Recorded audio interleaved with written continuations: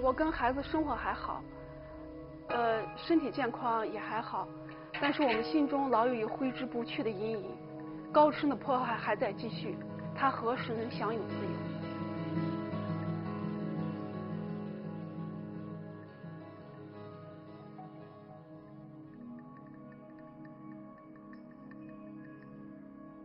最近一次的接触是3月24号，我的父亲跟他的大哥千里迢迢历尽了千辛万苦，到新疆的沙雅去见到了高知深。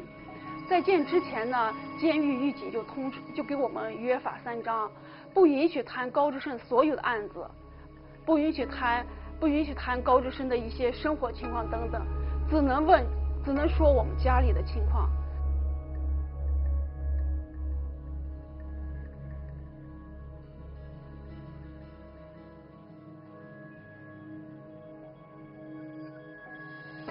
现在呢，我呢也是给高知深私下的、公开的也一直在写信，家人呢也一直持续不断的在写，但我没有收到任何的信件。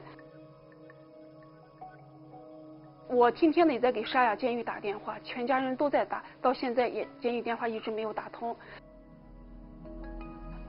我肯定希望是高知深能获得自由啊。其次呢，我也希望就说你们这种关注，起码就说能改变高知深现有的处境。非常感谢你们用实际行动支持了中国的人权事业，关注了中国的良心犯。就是通过你们这个活动呢，让国际社会及媒体都来关注中国恶劣的人权状况。My name is Anukul Talathi, and I work on China for Amnesty International. Your support for Kar Chuseng through the letter writing marathon could make a difference.